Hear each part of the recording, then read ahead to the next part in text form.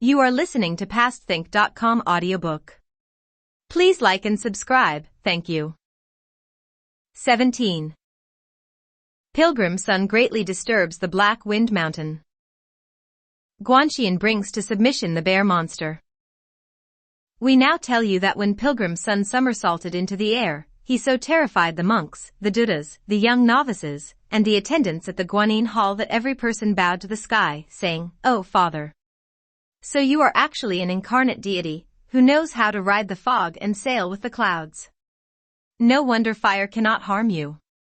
That ignorant old carcass of ours, how despicable he was. He used all his intelligence only to bring disaster on his own head." "Please rise, all of you," said Tripitaka. "There's no need for regret. Let's hope that he'll find the cassock, and everything will be all right. But if not, I would fear for your lives, for that disciple of mine has a bad temper, and I'm afraid that none of you will escape him." When the monks heard this, they were all panic-stricken. They pleaded with heaven for the cassock to be found so that their lives would be preserved, but we shall say no more about them for the moment. We were telling you about the great sage Sunday. Having leaped up into the air, he gave one twist of his torso and arrived at once at the Black Wind Mountain. Stopping his cloud, he looked carefully and saw that it was indeed a magnificent mountain, especially in this time of spring. You see many streams potently flowing, countless cliffs vying for beauty. The birds call but no man is seen. Though flowers fall, the trees yet scented. The rain passes, the sky's one moist sheet of blue. The wind comes, the pines rock like screens of jade. The mountain grass sprouts. The wildflowers bloom. On hanging cliffs and high ranges, the wisteria grows. The handsome trees bud. On rugged peaks and flat plateaus, you don't even meet a recluse. Where can you find a woodsman? By the stream the cranes drink in pairs. On the rocks wild apes madly play. Augustly the branches spread their luscious green, basking their splendor in bright mountain mist. Pilgrim was enjoying the scenery when suddenly he heard voices coming from beyond a lovely grass meadow. With light, stealthy steps, he inched forward and hid himself beneath a cliff to have a peep. He saw three monsters sitting on the ground, a swarthy fellow in the middle, a Taoist to the left, and a white-robed scholar to the right. They were in the midst of an animated conversation, discussing how to establish the tripod and the oven, how to knead the cinnabar, and refine the mercury, the topics of white snow and yellow sprout, one and the esoteric doctrines of heterodox Taoism. As they were speaking, the swarthy fellow said, laughing, "The day after tomorrow will be the date of my mother's labor. Will you two gentlemen pay me a visit?" "Every year we celebrate the great king's birthday," said the white-robed scholar. "How could we think of not coming this year?" "Last night I came upon a treasure," said the swarthy fellow, "which may be called a brocaded robe of Buddha. It's a most attractive thing, and I think I'm going to use it to enhance my birthday. I plan to give a large banquet, starting tomorrow, and to invite all our Taoist friends of various mountains to celebrate this garment. We shall call the party the Festival of the Buddha Robe. How about that?" "Marvelous. Marvelous," said the Taoist, laughing. "First I'll come to the banquet tomorrow, and then I'll bring you good wishes on your birthday the day after." When Pilgrim heard them speaking about a robe of Buddha, he was certain that they were referring to his own treasure. Unable to suppress his anger, he leaped clear of his hiding place and raised high the golden-hooped rod with both hands, shouting, "You larcenous monsters! You stole my cassock! What festival of the Buddha robe do you think you are going to have? Give it back to me at once, and don't try to run away." Wielding his rod, he struck at their heads. In panic, the swarthy fellow fled by riding the wind, and the Taoist escaped by mounting the clouds. The white-robed scholar, however, was killed by one stroke of the rod, and he turned out to be the spirit of a white-spotted snake when Pilgrim pulled his body over for closer examination. He picked up the corpse again and broke it into several pieces, before proceeding deep into the mountain to look for the swarthy fellow. Passing pointed peaks and rugged ridges, he found himself in front of a hanging cliff with a cave dwelling below it. You see mist and smoke abundant. Cypress and pine umbrageous. Mist and smoke abundant, their hues surround the door. Cypress and pine umbrageous, their green entwines the gate. Flat, dried wood supports a bridge. Wisterias coil round the ridge. Birds carrying red petals reach the cloudy gorge. And deer tread on florets to comb the rocky flats. Before that door, the flowers bloom with the season, as the wind wafts their fragrance. Atop the dike shading willows orioles sing. O'er the banks sweet peaches butterflies flit. This rustic spot, though no cause for much praise, still rivals the three beauty of Mount Penglai. 2. Pilgrim went to the door and found that the two stone doors were tightly closed. On top of the door was a stone tablet, on which was plainly written in large letters, Black Wind Mountain, Black Wind Cave. He lifted his rod to beat at the door, crying, Open the door. A little demon who stood guard at the door came out and asked, Who are you, that you dare beat at our immortal cave? You damnable beast, scolded Pilgrim. What sort of a place is this, that you dare assume the title of immortal? Is the word immortal for you to use? Hurry inside and tell that swarthy fellow to bring out your venerable father's cassock at once. Then I may spare the lives of the whole nest of you. The little demon ran swiftly inside and reported, Great King, you won't have a festival of the Buddha robe. There's a monk with a hairy face and a thunder god mouth outside demanding the cassock. That swarthy fellow, after being chased by Pilgrim from the grass meadow, had just managed to reach the cave. He had not even been able to sit down when he again heard this announcement, and he thought to himself, I wonder where this fellow came from, so arrogant that he dared show up making demands at my door. He asked for his armor, and, after putting it on, he walked outside holding a lance with black tassels. Pilgrim stood on one side of the gate, holding his iron rod and glaring. The monster indeed cut a formidable figure. A bull-like helmet of dark burnished steel. A black gold cuirass that shone most bright. A black silk robe with wide wind-bagging sleeves. And dark green sashes with long, long tassels. He held in his hands a black tasseled lance. He wore on his feet 2 black leather boots. His eyes' golden pupils like lightning flashed. He was thus in this mountain the Black Wind King. This fellow, said Pilgrim, smiling to himself, looks exactly like a kiln worker or a coal miner. He must scrub charcoal here for a living. How did he get to be black all over? The monster called out in a loud voice, What kind of a monk are you that you dare to be so impudent around here? Rushing up to him with his iron rod, Pilgrim roared, No idle conversation. Return the cassock of your venerable grandfather at once. What monastery are you from, Bonze? Asked the monster, and where did you lose your cassock that you dare show up at my place and demand its return? My cassock, said Pilgrim, was stored in the back room of the Guanyin Hall due north of here. Because of the fire there, you committed robbery by taking advantage of the confusion. After making off with the garment, you even wanted to start a festival of the Buddha robe to celebrate your birthday. Do you deny this? Give it back to me quickly, and I'll spare your life. If you but mutter half a no, I'll overturn the Black Wind Mountain and level the Black Wind Cave. Your whole cave of demons will be pulverized. When the monster heard these words, he laughed scornfully and said, You audacious creature. You yourself set the fire last night, for you were the one who summoned the wind on top of the roof. I took the cassock all right, but what are you going to do about it? Where do you come from, and what is your name? What ability do you have, that you dare mouth such reckless words? Pilgrim said, So you don't recognize your venerable grandfather.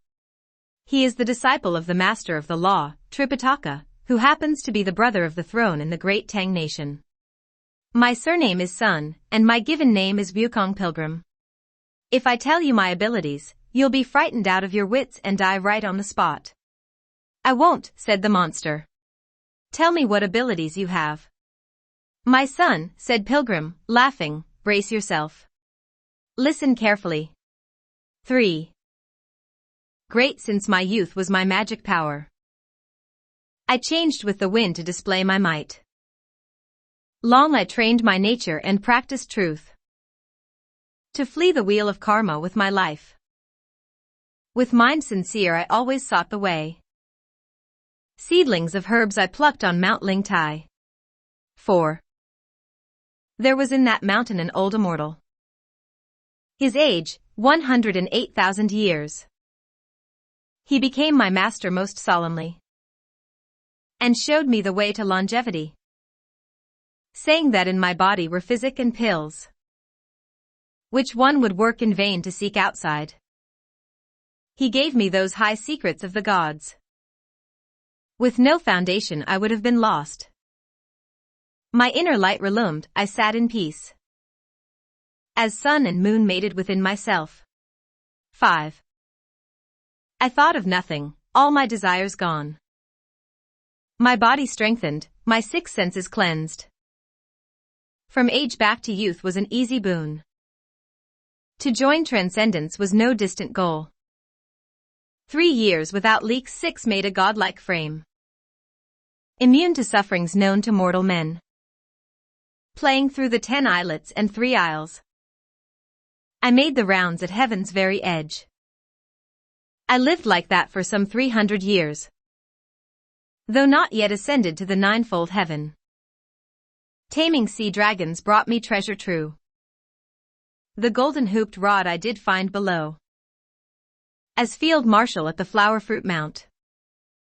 Monsters I gathered at Water Curtain Cave. Then the Jade Emperor gave to me the name, equal to heaven, such, the rank most high. Thrice I caused havoc in divine Mist's hall. Once I stole peaches from the mother queen. Thus came 100,000 men divine, to curb me with their rows of spears and swords. The Devaraja was beaten back to heaven, while Na in pain led his troops and fled. Xianqing Master 7, knew transformations well. With him I waged a contest and I fell.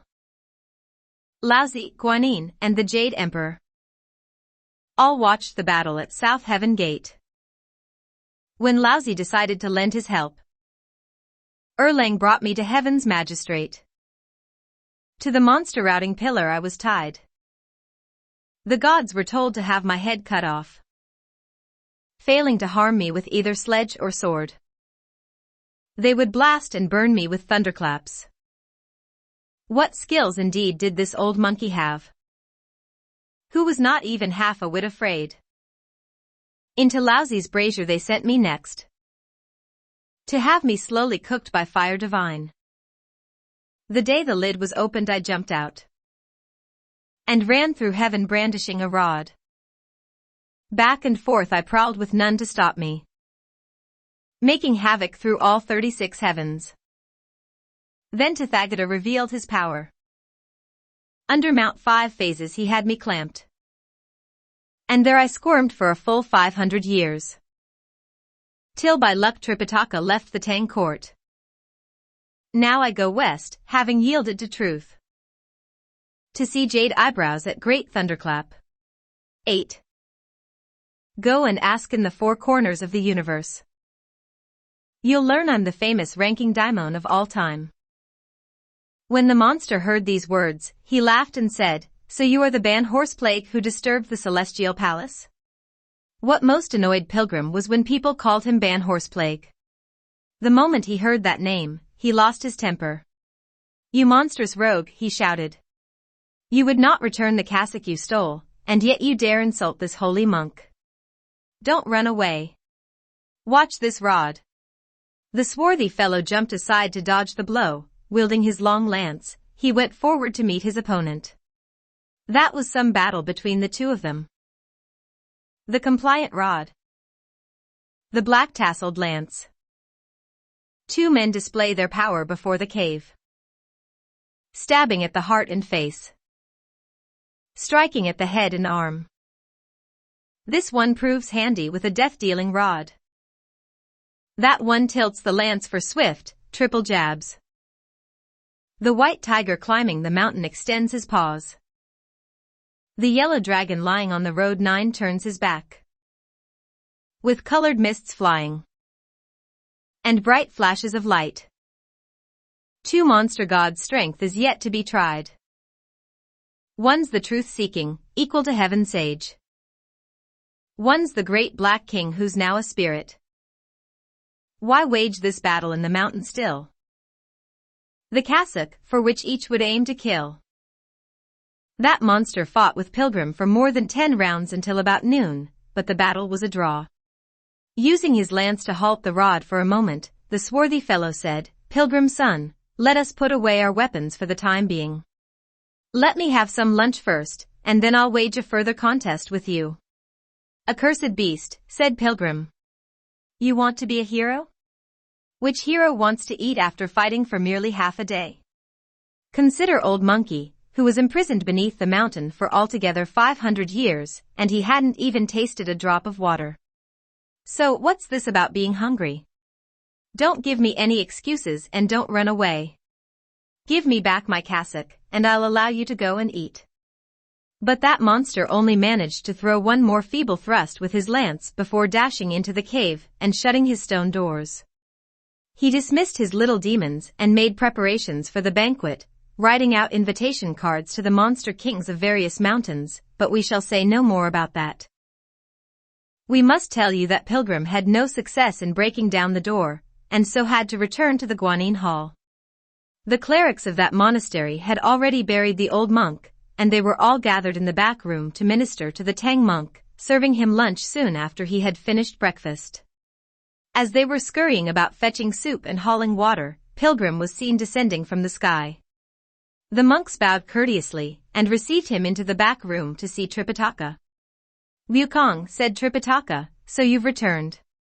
How is the cassock?" "At least I found the real culprit," said Pilgrim.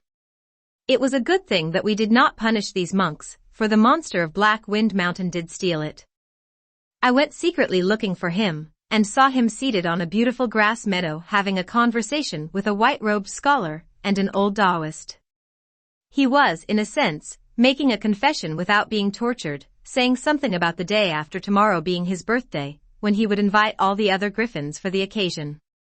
He also mentioned that he had found an embroidered Buddha robe last night, in celebration of which he was planning to throw a large banquet, calling it the Festival of the Buddha Robe. Old Monkey rushed up to them and struck out with his rod. The swarthy fellow changed into the wind and left, and the Taoist also disappeared.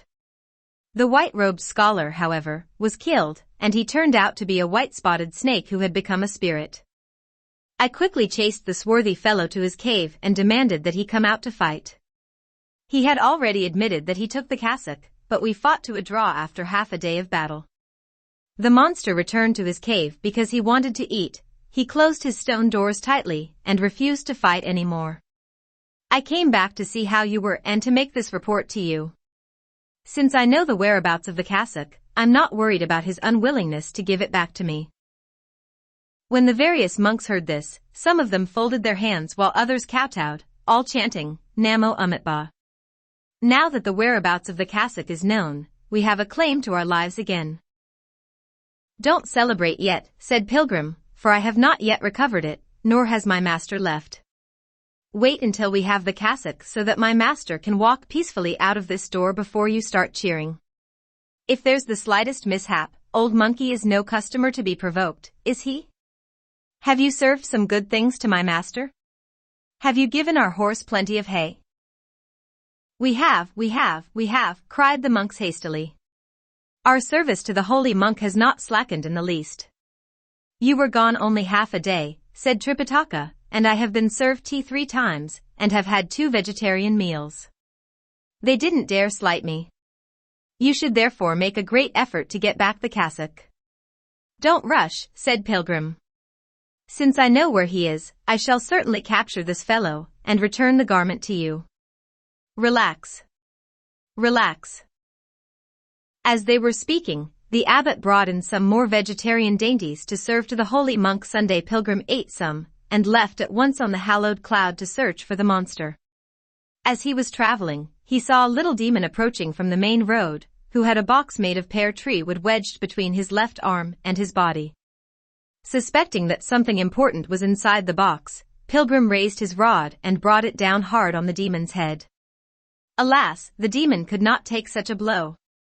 He was instantly reduced to a meat patty, which Pilgrim tossed to the side of the road. When he opened the box, there was indeed an invitation slip, on which was written, "Your student servant, the bear, most humbly addresses the exalted aged dean of the Golden Pool. For the gracious gifts you have bestowed on me on several occasions I am profoundly grateful. I regret that I was unable to assist you last night, when you were visited by the god of fire, but I suppose that your holy eminence has not been adversely affected in any way.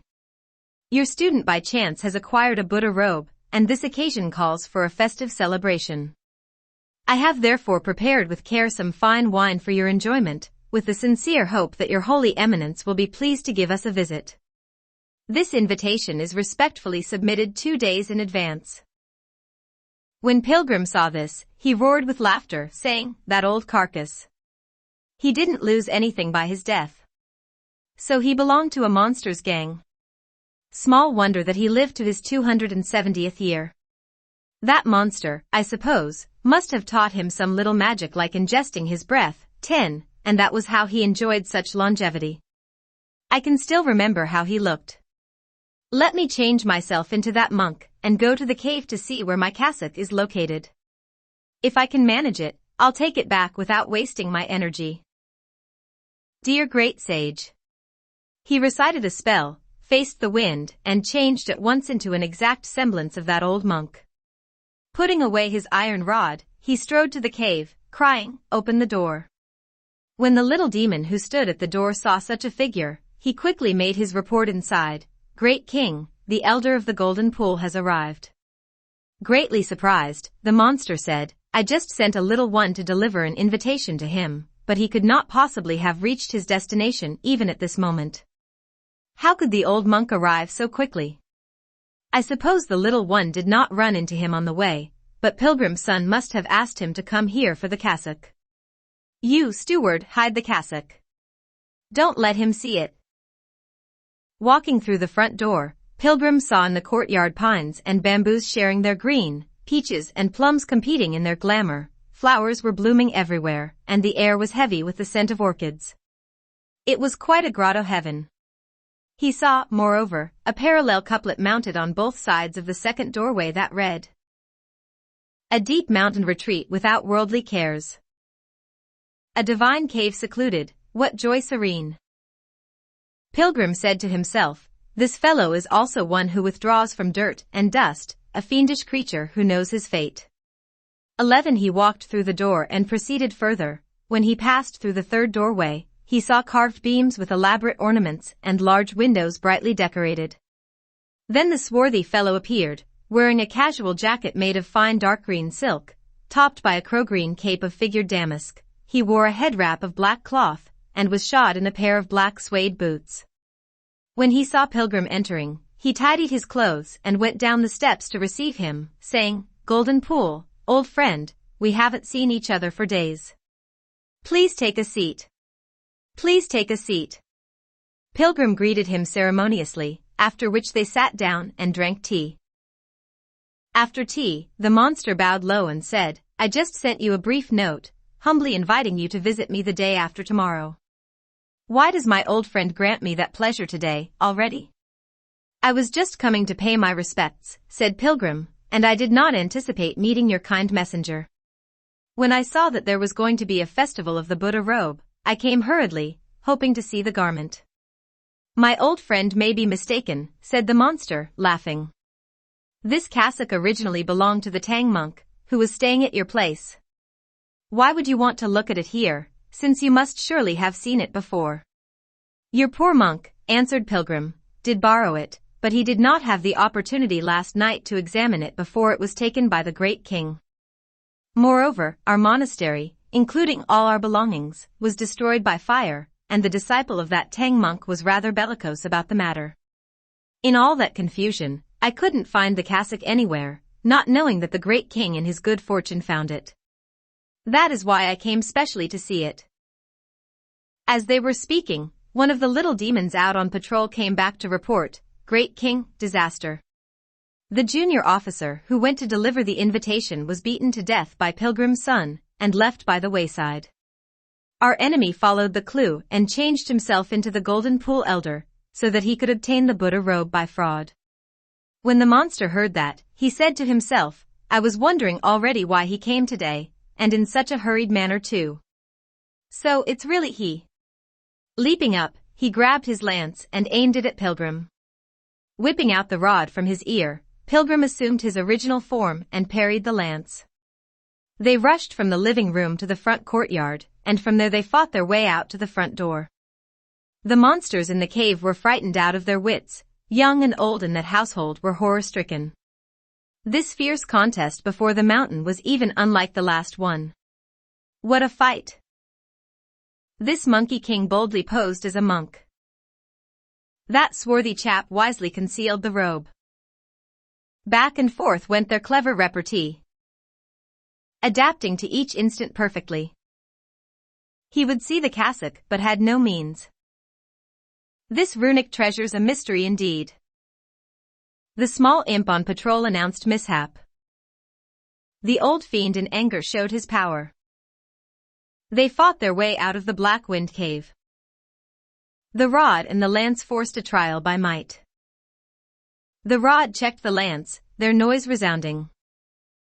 The lance met the rod, causing sparks to fly. The changes of Wukong, all unknown to men. The monster's magic skills, so rare on Earth. This one wanted for his birthday fate a Buddha robe. Would that one with no cassock go home in peace? The bitter fight this time seemed without end. Even a live Buddha descending could not break them up. From the entrance of the cave the two of them fought up to the peak of the mountain, and from the peak of the mountain they fought their way up to the clouds. Belching wind and fog, kicking up sand and rocks, they fought until the red sun sank toward the west, but neither of them could gain the upper hand. The monster said, "Hey, son. Stop for a moment. It's getting too late to fight anymore. Go away. Come back tomorrow morning, and we'll decide your fate." "Don't run away, my son," cried Pilgrim. "If you want to fight, act like a fighter. Don't give me the excuse that it's getting late." With his rod, he rained blows indiscriminately on his opponent's head and face, but the swarthy fellow changed once more into a clear breeze and went back to his cave. Tightly bolting his stone doors, he refused to come out. Pilgrim had no alternative except to go back to the Guanyin Hall. Dropping down from the clouds, he said, "Master." Tripitaka, who was waiting for him with bulging eyes, was delighted to see him, but when he did not see the cassock, he became frightened again. "How is it that you still have not brought back the cassock?" he asked. Pilgrim took out from his sleeve the invitation slip and handed it over to Tripitaka, saying, "Master, the monster and that old carcass used to be friends. He sent a little demon here with this invitation for him to go to a festival of the Buddha robe. I killed the little demon and changed into the form of the old monk to get inside the cave. I managed to trick him into giving me a cup of tea, but when I asked for the cassock, he refused to show it to me. As we were sitting there, my identity was leaked by someone on patrol in the mountain, and we began to fight. The battle lasted until this early evening and ended in a draw. When the monster saw that it was late, he slipped back into the cave and tightly bolted up his stone door. Old Monkey had no choice but to return here for the moment." "How's your skill as a fighter when compared with his?" asked Tripitaka. "Not much better," said Pilgrim. "We are quite evenly matched." Tripitaka then read the invitation slip and handed it to the abbot, saying, "Could it be that your master was also a monster spirit?" Falling to his knees, the abbot said, "Old father, my master is human. Because that great Black King attained the way of humanity through self-cultivation, he frequently came to the monastery to discuss religious texts with my master. He imparted to my master a little of the magic of nourishing one's spirit and ingesting breath, hence they address each other as friends." "This bunch of monks here," said Pilgrim, "don't have the aura of monsters, Each one has a round head pointing to the sky, and a pair of feet set flat on the earth. They are a little taller and heavier than Old Monkey, but they are no monsters. Look at what's written on the slip, your student servant, the bear. This creature must be a black bear who has become a spirit. Tripitaka said, I have heard from the ancients that the bear and the ape are of the same kind. They are all beasts, in other words. How can this bear become a spirit? Old Monkey is also a beast, said Pilgrim, laughing, but I became the great sage, equal to heaven. Is he any different? All the creatures of this world who possess the 9 apertures can become immortals through the art of self-cultivation. You just said that the two of you were evenly matched, said Tripitaka again. How can you defeat him and recover my cassock? Lay off. Lay off, said Pilgrim. I know what to do. As they were discussing the matter, the monks brought in the evening meal for master and disciple. Afterwards, Tripitaka asked for lamps to go to the Chan hall in front to rest. The rest of the monks reclined against the walls beneath some temporary awnings and slept, while the back rooms were given to accommodate the senior and junior abbots. It was now late. You see the silver stream aglow. The air perfectly pure. The sky full of bright and twinkling stars. The river marked by receding tide. All sounds are hushed. All hills emptied of birds. The fisherman's fire dies by the brook. The lamps grow faint on the pagoda. Last night Icarius sounded drums and bells. Only weeping is heard throughout this night. So they spent the night in the Chan hall, but Tripitaka was thinking about the cassock. How could he possibly sleep well? As he tossed and turned, he suddenly saw the windows growing bright. He arose at once and called, Ryukong, it's morning. Go find the cassock quickly. Pilgrim leaped up with a bound and saw that the monks were bringing in washing water. All of you, said Pilgrim, take care to minister to my master. Old Monkey is leaving. Getting up from his bed, Tripitaka clutched at him, asking, where are you going? Come to think of it, said Pilgrim, this whole affair reveals the irresponsibility of the Bodhisattva Guanyin. She has a Chan hall here where she has enjoyed the incense and worship of all the local people, and yet she can permit a monster spirit to be her neighbor. I'm leaving for the South Sea to find her for a little conversation. I'm going to ask her to come here and demand that the monster return the cassock to us. When will you be back? Asked Tripitaka. Probably right after breakfast, answered Pilgrim. At the latest, I should be back around noon, when everything should be taken care of. All of you monks must take care to wait on my master. Old Monkey is leaving. He said he was leaving, and the next instant he was already out of sight. In a moment, he arrived at the South Sea, where he stopped his cloud to look around. He saw a vast expanse of ocean, where water and sky seemed to merge. Auspicious light shrouded the earth. Hallowed air brightened the world. Endless snow-capped waves surged up to heaven. Layers of misty billows washed out the sun. Water flying everywhere. Waves churning all around. Water flying everywhere rolled like thunderclaps. Waves churning all around boomed like cannonade. Speak not merely of water. Let's look more at the center. The treasure-filled mountain of 5 dazzling colors. Red, yellow, green, deep purple, and blue. If this be Guanyin's scenic region true. Look further at Potalaka of South Sea. What a splendid place. The tall mountain peak.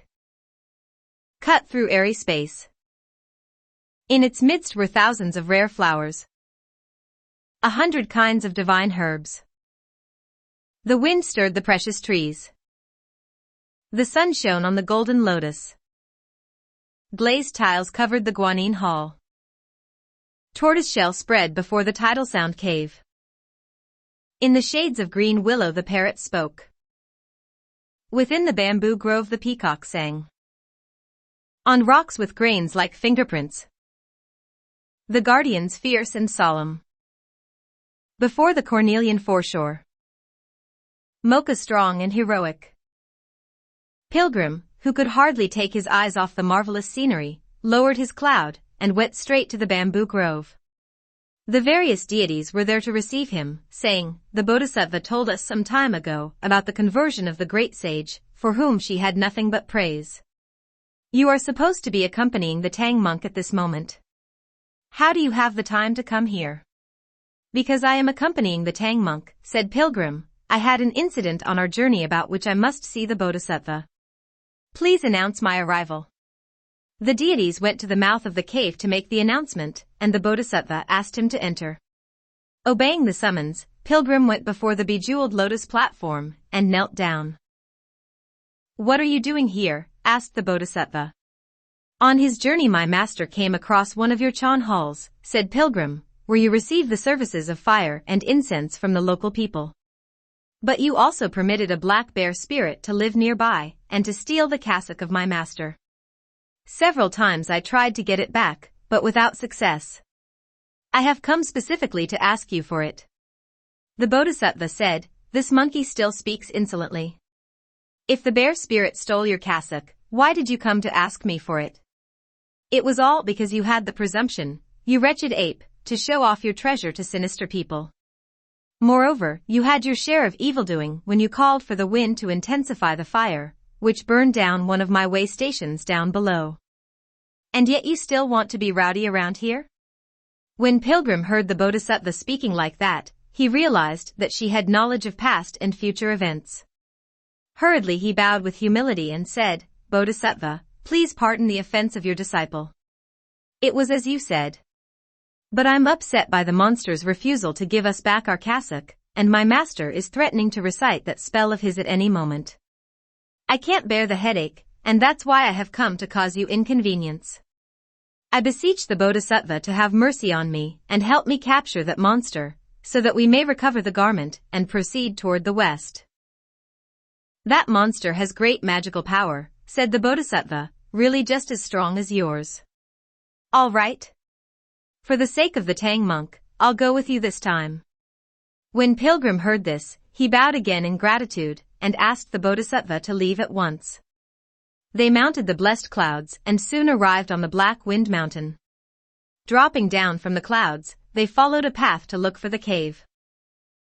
As they were walking, they saw a Taoist coming down the mountain slope, holding a glass tray on which there were 2 magic pills. Pilgrim ran right into him, whipped out his rod, and brought it down squarely on his head, with one blow causing the brains to burst and blood to shoot out from the neck. Completely stunned, the Bodhisattva said, "Monkey, you are still so reckless. He didn't steal your cassock, he neither knew nor wronged you. Why did you kill him with one blow?" "Bodhisattva," said Pilgrim, "you may not recognize him, but he is a friend of the black bear spirit.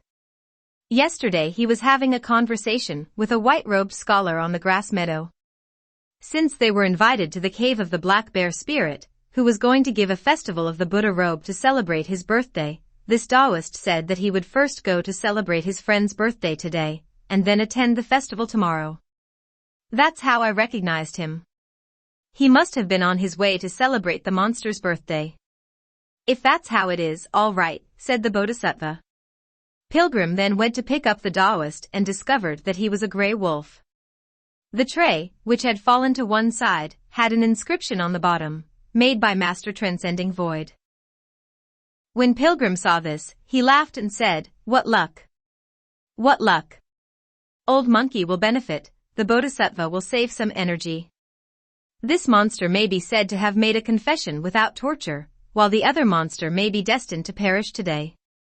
"What are you saying, Wukong?" said the Bodhisattva. "Bodhisattva," said Pilgrim, "I, Wukong, have a saying, plot should be met with plot. I don't know whether you will listen to me or not." "Speak up," said the Bodhisattva. "Look, Bodhisattva," said Pilgrim. "There are 2 magic pills on this little tray, and they are introductory gifts that we shall present to the monster. Beneath the tray is the 5-word inscription made by Master Transcending Void, and this shall serve as our contact with the monster. If you will listen to me, I'll give you a plan that will dispense with weapons and do away with combat. In a moment, the monster will meet pestilence. In the twinkling of an eye, the Buddha robe will reappear. If you do not follow my suggestion, you may go back to the west, and I, Wu Cheng'en, will return to the east. The Buddha robe will be counted as lost, while Tripitaka Tang will have journeyed in vain. This monkey is pretty clever with his tongue, said the Bodhisattva, laughing. Hardly, said Pilgrim. But it is a small plan. What's your plan? Asked the Bodhisattva. Since the tray has this inscription beneath it, said Pilgrim, the Taoist himself must be this master transcending void. If you agree with me, Bodhisattva, you can change yourself into this Taoist. I'll take one of the pills and then change myself into another pill, a slightly bigger one, that is. Take this tray with the 2 magic pills and present them to the monster as his birthday gift. Let the monster swallow the bigger pill, and Old Monkey will accomplish the rest. If he is unwilling to return the Buddha robe, Old Monkey will make one, even if I have to weave it with his guts. The Bodhisattva could not think of a better plan, and she had to nod her head to show her approval. Well, said Pilgrim, laughing. Immediately the Bodhisattva exercised her great mercy and boundless power. With her infinite capacity for transformation, her mind moved in perfect accord with her will, and her will with her body. In one blurry instant, she changed into the form of the immortal master transcending void. Her crane-down cloak swept by the wind. With airy steps she'd pace the void. Her face, aged like cypress and pine, shows fair, fresh features never seen. She moves with freedom without end. A special self-sustaining thus. In some all return to one form, but from bodies perverse set free. When Pilgrim saw the transformation, he cried, marvelous, marvelous. Is the monster the Bodhisattva, or is the Bodhisattva the monster? The Bodhisattva smiled and said, Wu Cheng'en, the Bodhisattva, and the monster, they both exist in a single thought. Considered in terms of their origin, they are all nothing. Immediately enlightened, Pilgrim turned around and changed at once into a magic pill. A rolling pan steadying pearl. Round, bright, of no known recipe. Fused 3 x 312, at Mount Gulu, 13. Forged 6 x 6, with Xiaowing's 14 help. Like glazed tiles and yellow gold flames. It shines with sun and Mani's light. Its coat of mercury and lead has power not with ease assessed. The pill into which Pilgrim had changed was slightly larger than the other one. Making a mental note of it, the Bodhisattva took the glass tray and went straight to the entrance of the monster's cave.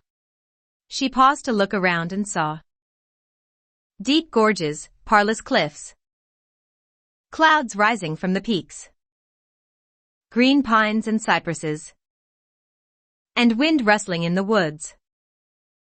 Deep gorges, parlous cliffs. A place truly made for monsters and not for man. But green pines and cypresses might seem fit for pious recluse to seek the way. The mountain has a stream, and the stream has water. Its current murmurs lightly as a lute, worthy to cleanse your ears. The cliff has deers. The woods have cranes, where softly hums the music of the spheres, to lift your spirit. So it was the bogus immortal's luck that Bodhi came. To vouchsafe boundless mercy was her vow. After looking over the place, the Bodhisattva was secretly pleased and said to herself, if this cursed beast could occupy such a mountain, it might be that he is destined to attain the way. Thus she was already inclined to be merciful.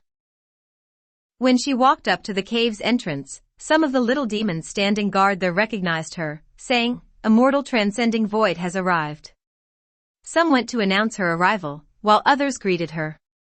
Just then, the monster came bowing out the door, saying, Transcending void, you honor my humble abode with your divine presence. This humble Taoist, said the Bodhisattva, respectfully submits an elixir pill as a birthday gift. After the two of them had bowed to each other, they were seated. The incidents of the day before were mentioned, but the Bodhisattva made no reply. Instead, she took up the tray and said, "Great King, please accept the humble regard of this little Taoist." She chose the large pill and pushed it over to the monster, saying, "May the great king live for 1,000 years." The monster then pushed the other pill over to the Bodhisattva, saying, "I wish to share this with Master Transcending Void." After this ceremonial presentation, the monster was about to swallow it, but the pill rolled by itself right down his throat. It changed back into its original form and began to do physical exercises. The monster fell to the ground, while the Bodhisattva revealed her true form and recovered the Buddha robe from the monster. Pilgrim then left the monster's body through his nose, but fearing that the monster might still be truculent, the Bodhisattva threw a fillet on his head. As he arose, the monster did indeed pick up his lance to thrust at Pilgrim. The Bodhisattva, however, rose into the air and began reciting her spell. The spell worked, and the monster felt excruciating pain on his head. Throwing away the lance, he rolled wildly all over the ground. In midair, the handsome Monkey King nearly collapsed with laughter. Down below, the black bear monster almost rolled himself to death on the ground. "Cursed beast," said the Bodhisattva, "will you now surrender?" "I surrender," said the monster without any hesitation. "Please spare my life." Fearing that too much effort would have been wasted, Pilgrim wanted to strike at once. Quickly stopping him, the Bodhisattva said, "Don't hurt him, I have some use for him." Pilgrim said, "Why not destroy a monster like him, for of what use can he be?" "There's no one guarding the rear of my Patalaka mountain," said the Bodhisattva, "and I want to take him back there to be a great mountain guardian god." "Truly a salvific and merciful goddess," said Pilgrim, laughing, "who will not hurt a single sentient being. If old Monkey knew a spell like that, he'd recite it 1,000 times. That would finish off as many black bears as there are around here." So, we shall tell you about the monster, who regained consciousness after a long time. Convinced by the unbearable pain, he had no choice but to fall on his knees and beg, "Spare my life, for I'm willing to submit to truth." Dropping down from the blessed luminosity, the Bodhisattva then touched his head and gave him the commandments, telling him to wait on her, holding the lance. So it was with the black bear. Today his vaulting ambition is checked. This time his boundless license has been curbed. "You may return now, Ryukong," instructed the Bodhisattva, "and serve the Tang monk attentively. Don't start any more trouble with your carelessness."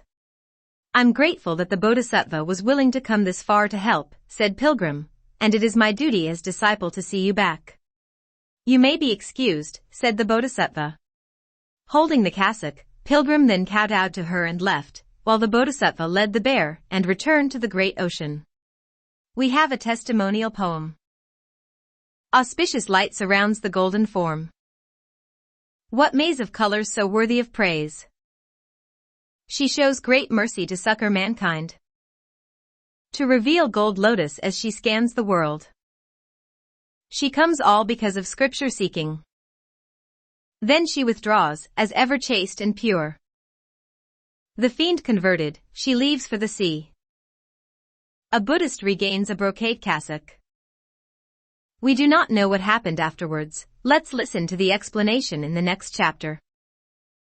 You are listening to PastThink.com audiobook. Please like and subscribe, thank you.